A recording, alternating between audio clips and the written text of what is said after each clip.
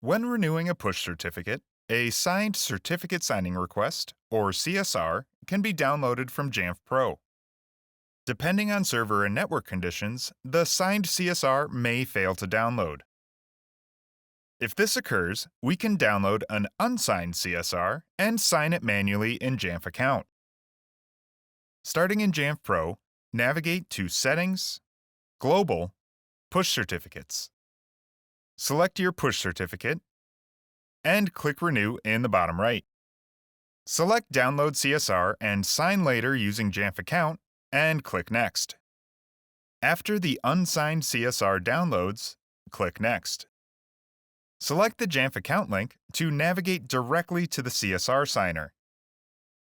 Alternatively, navigate to account.jamf.com and log in with a Jamf ID that's associated with your Jamf Pro subscription.